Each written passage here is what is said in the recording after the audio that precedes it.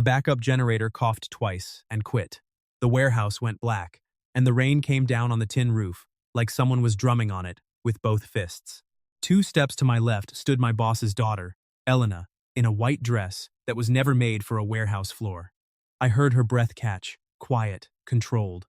I flicked open my father's Zippo. The flame stood up straight and steady, which meant the vents were sealed, which meant the doors had locked themselves, which meant neither of us was going anywhere before morning. My name is Silas Merrick. I am 33 years old, and I grew up in the Portland neighborhood of Louisville, Kentucky, in a house 2 blocks from the river, close enough that the freight trains rattled the windows most nights. My father, Ray, was a machinist. He died in a shop accident when I was 12 years old, and the only thing that came home to us afterward was his silver Zippo lighter, scratched along one side, with the initials R.M. cut into the casing. I have carried that lighter every single day since, through 2 states and 1 divorce, and I have never once left the house without checking my pocket for it first. I studied systems engineering at Purdue for 4 years, then moved down to Atlanta and took a job with a logistics company called Meridian, designing automation for warehouse conveyor lines. I was good at it, the kind of good that gets noticed early. I climbed to senior engineer inside 4 years. Along the way, I married a woman named Delaney. I was 24. She was 22, working in marketing at a firm 2 floors down from mine. We never had children. 5 years in, she found someone else in the same building. I did not fight the divorce. I was 29 years old and tired in a way I did not have a proper name for yet, only a feeling like a room with the lights left on too long. 2 years later, Meridian restructured. My entire department got erased in a single afternoon, a line item on a slide nobody in the room bothered to read twice. I did not go looking for another senior role after that. Something in me had gone quiet, and quiet did not want a corner office anymore. I came home to Louisville instead, and I took a job with Halberd Freight and Logistics, a family company that runs a stretch of warehouses along the Ohio River, owned by a man named Ford Halberd. I became the night operations lead. I ran the overnight shift, walked the loading crews, read conveyor logs under a single desk lamp, filed quality reports before the sun came up. It was quiet work, and quiet was exactly what I needed. Nobody on a night shift asks you how you're really doing. They just ask if the belts are running. The building has 7 cold storage bays and 3 dry bays, and it runs on an RFID tracking system I recognized the very first week I walked the floor because I had written part of the firmware for that exact system years earlier, back in Atlanta. I never told anyone that. Not Ford, not the crew, not a single soul. My shift ran 6 in the evening to 6 in the morning, Monday through Friday, with 3 other night workers under me. Days belonged to a man named Rex Bramwell, the day operations director. Elena Halberd, the owner's daughter, I knew mostly from a photograph on Ford's desk and one brief introduction 2 years earlier that I barely let myself remember. She worked with numbers somewhere downtown, something to do with audits, though I never asked for specifics. She almost never came out to the warehouse, especially not at night, especially not alone. That Thursday in April, the radar had been calling for storms all week. She came in anyway, at 7:40 in the evening, carrying 2 folders under one arm and hair still damp from the walk-in from the parking lot. She said she was dropping paperwork on her father's desk so he would find it first thing Monday. I said, "Hello." I walked her the long way around, through the dry bays, to keep her shoes out of the spot where the roof had been dripping for a month straight. We made small talk about the storm. She asked which shift was mine, in a tone that sounded less like a question and more like something she already knew the answer to. I answered without thinking twice about it. We reached Bay C just as the rain turned heavy enough to drown out the radio in the break room down the hall. And then the power went out, all at once, the whole building dropping into a dark so complete I could hear my own pulse. It would be a long time before I understood that she had not come that night for her father at all. She had come for me, and she had waited 2 full years to find the nerve to walk through that door. I explained the lockdown to her, while the emergency lights buzzed a dull green above the exit signs, the only light left in the whole bay. The magnetic doors seal hard the second the power drops, I told her. And the override needs a physical key kept locked in Rex's desk, plus a code from the security monitoring center downtown. And the center was jammed tonight because of the storm.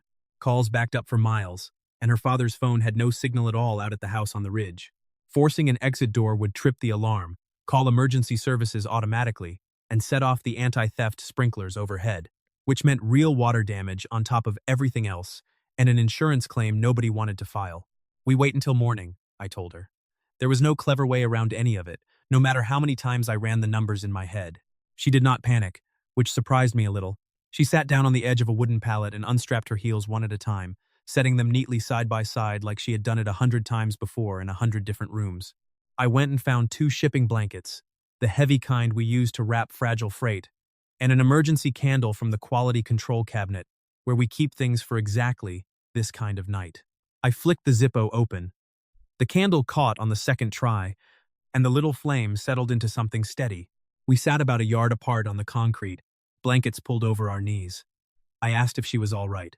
She said she was fine, and then she looked at the lighter still turning in my hand and smiled a small, private smile I did not understand yet. One that seemed to be about something other than the two of us sitting in the dark. The conversation built slowly after that, the way conversations do when there's nowhere else for either person to be. She told me she used to come to this warehouse as a girl, before the cold bays were even finished, back when the whole place still smelled like fresh concrete, and how the forklift horns used to scare her half to death every single time. I told her about my father, the machinist, who had driven a forklift himself once, years before I was born, at a different shop over on Bardstown Road that closed down before I ever got the chance to see it running. She asked how he was doing now, gently, the way you ask, when you already suspect the answer. I told her he had passed when I was 12. She went quiet for a moment, not the pitying kind of quiet a stranger offers you out of politeness, but something steadier. And then she said, softly, that he was probably still riding along on that lighter somewhere. I held the Zippo flat on my knee for a while after that, turning it over once, twice. The candle burned low and even. The rain kept coming down hard on the roof above us, steady as a held note. She asked how long I had worked here. 3 years, I told her. She asked what came before that. Atlanta, I said. Same field. Long story. I kept it there, at the surface, the way I kept most things about that stretch of my life. And she did not push for more. And I was grateful, because I was not ready to hand her the whole of it yet. Not in the dark, not on the first night.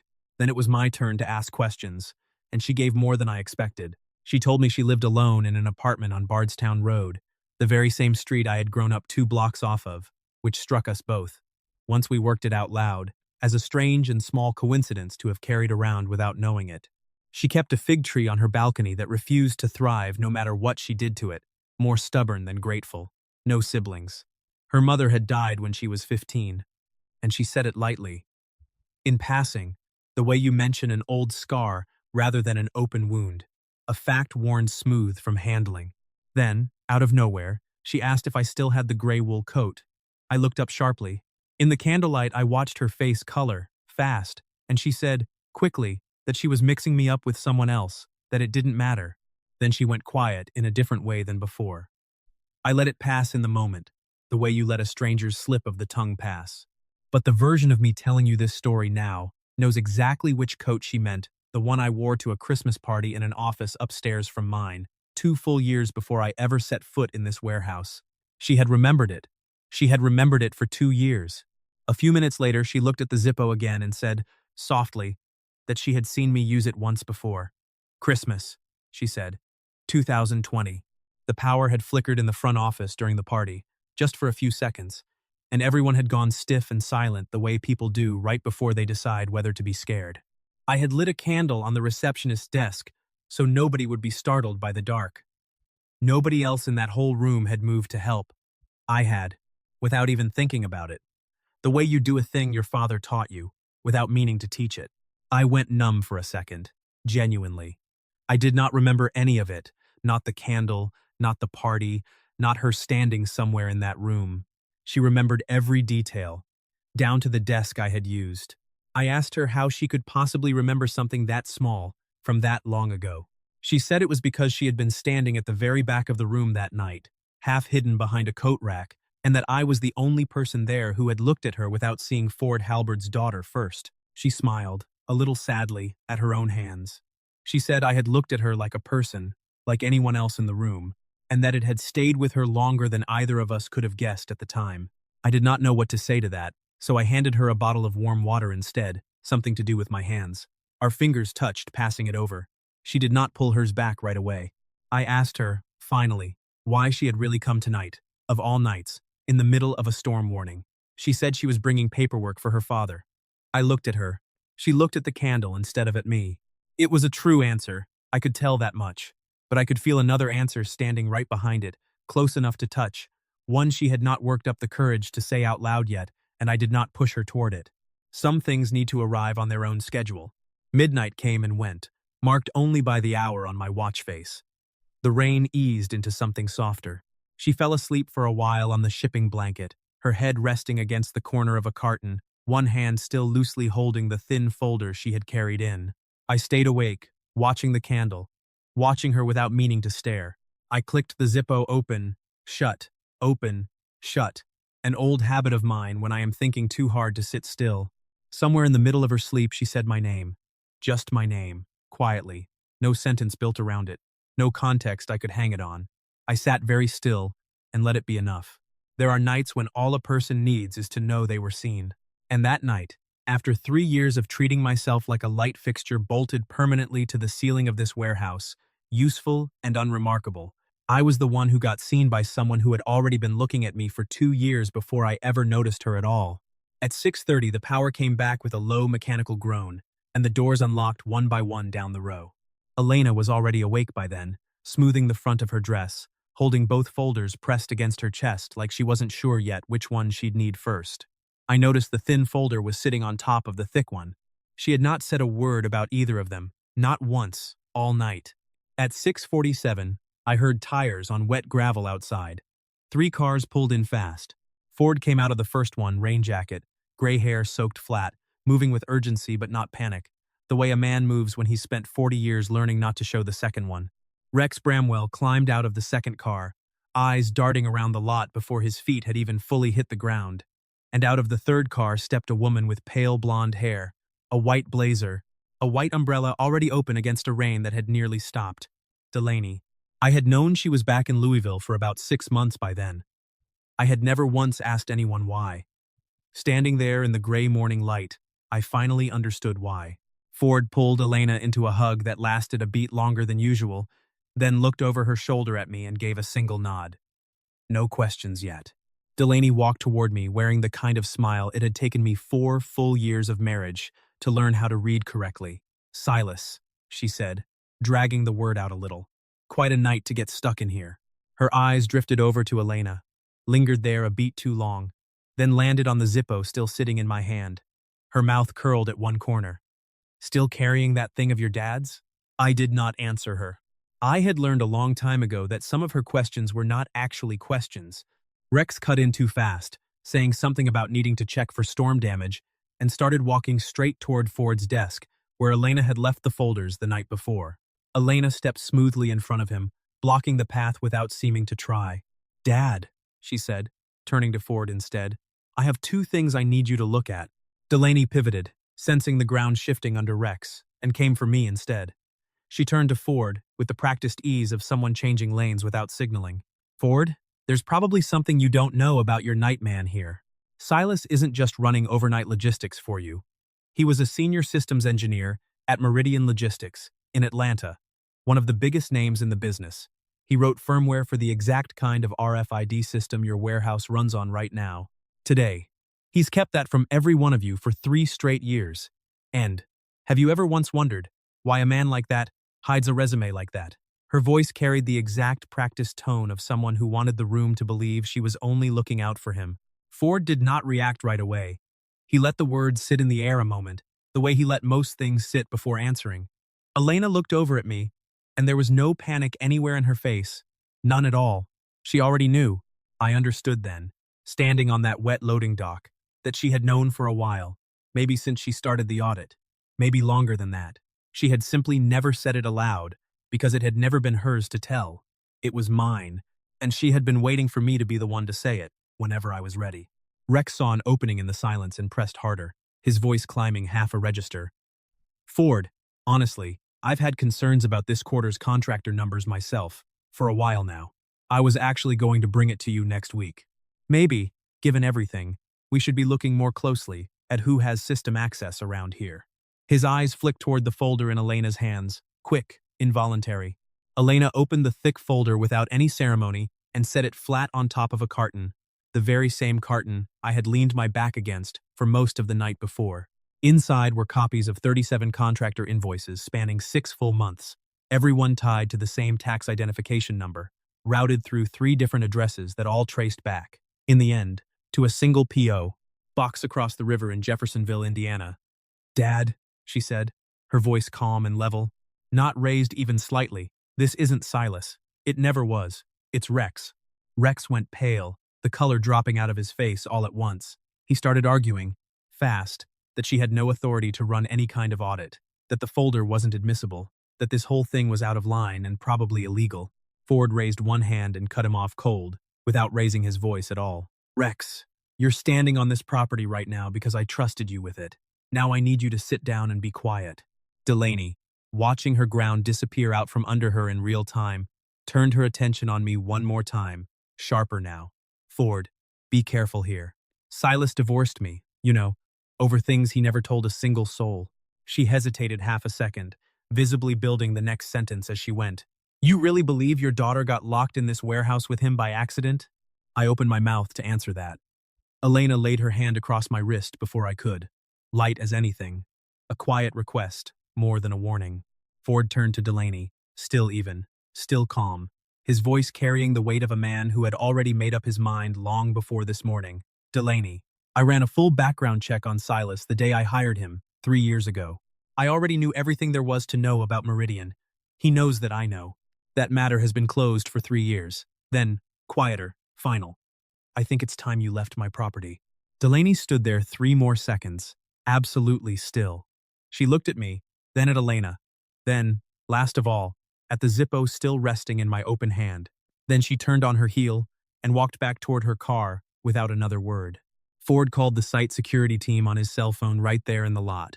Rex was walked off the property inside 20 minutes. Quiet now. All the fight gone out of him. Ford looked at Elena, then at me and said, "We've got a great deal to talk through, the 2 of us. But first, both of you go home. Sleep. That's an order, not a request." Elena did not leave right away. Even so, she stood beside me on the loading dock while Rex was put into the back of a car, and real morning light finally broke fully over the lot, gold and ordinary after a night like that. "I'm sorry I never told you I knew about Meridian," she said. "You didn't owe me that," I told her. "And I meant it." She smiled, tired but real. "Then I'm not sorry. I'm grateful instead." Delaney had come that morning meaning to turn the truth into a weapon, sharp enough to cut me open in front of the one man whose opinion of me still mattered. She forgot one thing, a truth that someone else has already held gently, all through the darkest hours of the night, right beside you, doesn't cut anymore.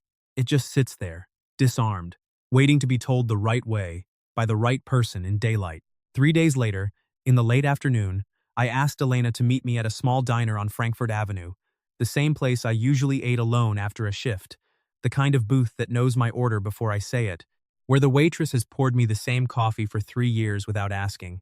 She wore a gray wool sweater that afternoon, the kind that looked soft from across the table. I noticed it immediately. I did not say a word about it, not yet, though I kept catching myself glancing at the sleeve of it while we waited for the check to arrive at the register. Our coffee came, steam rising off both cups.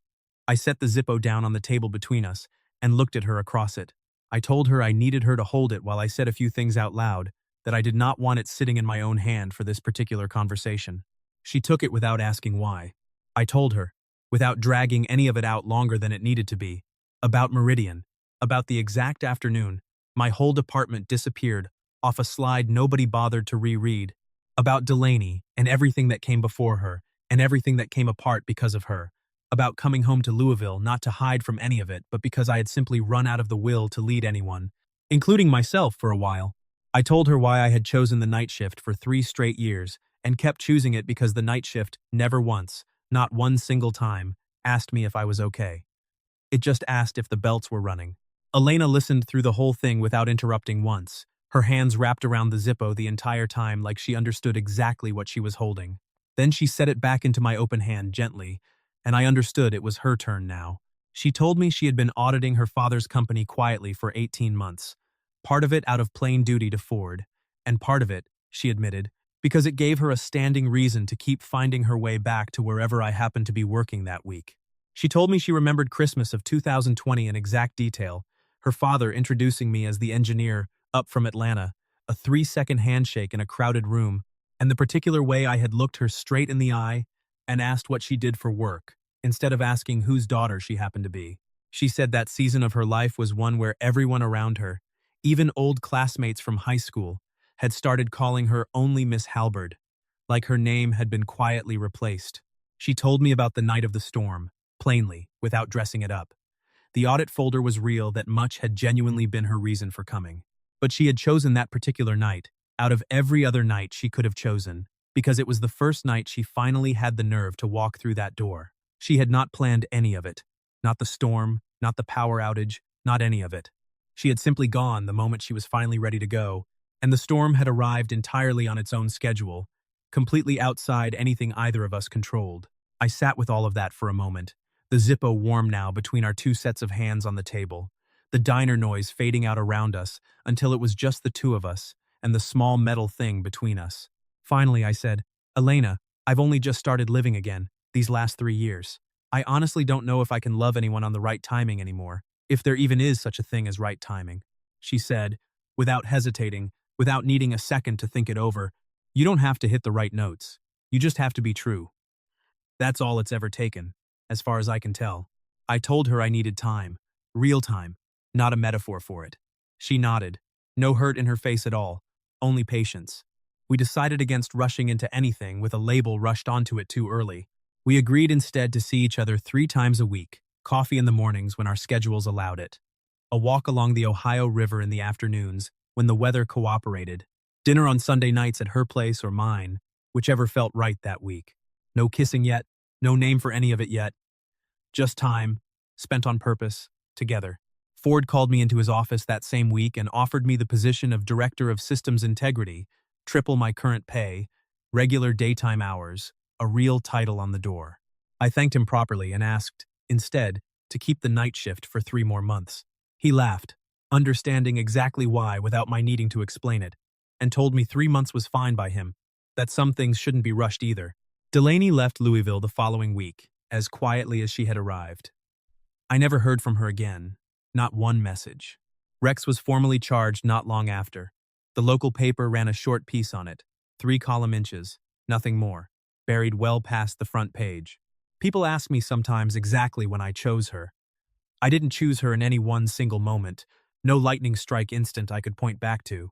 I chose her, slowly, in the pause between 2 sentences, the particular pause where another person looks straight at you and somehow doesn't need you to explain yourself at all. In May, we started meeting for coffee every Tuesday morning at a corner shop 2 blocks from her building, the kind of place with mismatched chairs and a chalkboard menu that never seemed to change. She always arrived first, an audit binder already open in front of her on the little round table, a pen tucked behind one ear, like she'd forgotten it was there. I always arrived 5 minutes late, apologizing on the way through the door, coffee smell hitting me before the bell even finished ringing, and she always gave me the exact same small, unbothered glare, like it was becoming a running joke between us without either of us ever formally agreeing to it. In June, we walked along the Ohio River together in the evenings, past the Big 4 bridge, the water high and brown from spring runoff, joggers passing us on both sides in the long light. She pointed out a struggling fig tree hanging over a balcony rail above the street, half its leaves curled and yellow, and it turned out, once I looked closer, to be her own balcony, her own tree, the very one she'd told me about in the dark that first night in the warehouse. I laughed out loud, right there on the sidewalk. She turned red and pretended to be annoyed about it, swatting my arm with the back of her hand. In July, she came out to the warehouse one evening with sandwiches for both of us, wrapped in wax paper, her first real look at me, in what she called my natural environment. She told me I talked to the forklifts the exact same way most people talk to dogs, patient and low. I told her the dogs generally listened better, and got a laugh out of her that carried down the whole dry bay. In August, Ford reopened the vendor bidding process from scratch, cleaning house properly this time, and I formally accepted the Director of Systems Integrity role, set to begin the 1st of September. My final overnight shift ran the night of August 31st, straight through to dawn. I flicked the Zippo open on top of a familiar carton one last time before that shift ended for good, and let myself feel the whole thing for a moment before walking out. In September, we packed up my old station together, boxing 3 years of small accumulated things. Elena helped me hang a photograph of the Ohio River at sunrise on an empty wall in my new office upstairs. She asked if I was sad about leaving the nights behind after everything. I told her no, only just sad enough to notice it, no more than that. She kissed me for the first time right there beside the office door, with packing tape still stuck to my sleeve. Nothing dramatic about it at all, only slow and only certain. In October, Elena invited me to dinner at her father's house for the first time. I stood on the porch a full minute before knocking, the way you do when a thing matters more than you want to admit out loud. Ford talked mostly about the weather and a fence he was thinking of fixing come spring. We ate roast pork and cornbread at a long table that had clearly seen decades of dinners exactly like it, the wood worn smooth in places from years of elbows. He never once asked, directly, what we were to each other. Halfway through the meal, he simply looked over at me and said, "Silas, she's stubborn just like her mother was. God rest her." Elena threw her napkin across the table at him without missing a beat, and Ford caught it, laughing, like this was a routine they had run 100 times before I ever walked in. I laughed too, and for the first time in longer than I could easily measure, I meant every bit of it, no performance in it at all. In November, on a quiet Saturday afternoon, she handed me a small, wrapped package across her kitchen counter, the radiator ticking somewhere behind her. Inside was a 3-strand leather cord she had braided entirely by hand, dark and even. Clearly the work of more than one evening spent bent over her own kitchen table with her tongue between her teeth, the way she gets when she's concentrating. She told me a Zippo kept loose in a pocket falls out too easily, gets lost in couch cushions and coat linings, but on a cord around my neck, I would always know exactly where to find it the moment I needed it. I threaded the lighter through the loop myself and tied it behind my neck while she watched, adjusting the knot for me when my fingers fumbled it. She looked at me and said, quietly, "Now your father goes to work with you every single day." I did not manage to hide what that did to my eyes, and I didn't try very hard to. 8 months after the night of the storm, December arrived, and Louisville got its first real snow of the season, the kind that actually sticks. We walked down Bardstown Road together in the cold, past the old machine shop where my father used to work decades earlier. The building now turned into a small bakery with warm light in the windows. Elena said she wanted bread. I stood outside on the sidewalk while she went in, one hand in my coat pocket, the other resting flat against the lighter under my shirt, already warm against my chest from the walk. She came back out a few minutes later holding 2 loaves wrapped in paper, snow catching and melting slowly in her hair. Very quietly, almost lost under the traffic noise, she said, "Silas, I don't need a wedding tomorrow. I just need to know where you're going." I looked at her for a long moment and said, "With you. Starting right here, on this sidewalk. If that's where you want to start." She smiled, and we kept walking together, back toward the apartment with the fig tree that never quite thrived no matter how much either of us wanted it to. That night she read curled into my side on the sofa for hours, the Zippo cool against my chest under my shirt, her book propped open on one knee, the lamp beside us glowing warm and yellow, a jazz station playing Bill Evans low in the background, barely above a whisper. Nothing remarkable happened that whole evening, nothing worth writing down on its own. That was exactly the remarkable part of it. I used to believe love had to arrive fast, like a spark catching, like a collision you never saw coming. Now I understand it differently, after all of this. Sometimes love is simply a person patient enough to braid a leather cord over 6 quiet evenings, one strand at a time, just so an old lighter finally has somewhere permanent to belong. It has been a full year now since the night of the storm. The Zippo lives in the nightstand drawer these days, close at hand, but no longer worn every waking hour. I still flick it open sometimes, on the nights when the weather turns. The 3-strand leather cord hangs looped over the lamp beside the bed, and she tells me she'll braid me a new one the day this one finally wears through. It hasn't worn through yet. I work as Director of Systems Integrity now, full daylight hours, home most evenings by 7. Elena stays over some nights, and I stay at her place on others. We haven't moved in together yet. We haven't needed to rush that either. I haven't seen Delaney again, not once. Rex is still waiting on a trial date. Ford is stronger and steadier than I ever gave him credit for. For 3 long years, I believed love was something I had already missed. That storm taught me otherwise. It taught me love is something that waits, more patient than I ever gave it credit for, quieter than I ever knew to look for, and sometimes it shows up carrying 2 paper folders into a warehouse at 7:40 in the evening. That morning, nothing was left exactly the way it had been the night before. But it was the first morning in 3 full years that I walked out of that warehouse and did not feel alone doing it because someone had already seen me, truly seen me, long before I ever stopped hiding from everyone, including myself. Have you ever been waited for without even knowing it? And if you had known, would you have had the nerve to walk across that room and hold someone's hand for 3 simple seconds? If this story reached you tonight, leave a like, subscribe so you don't miss the next storm, and tell me down in the comments, who has been the most patient person in your life? And have you ever actually thanked them for it?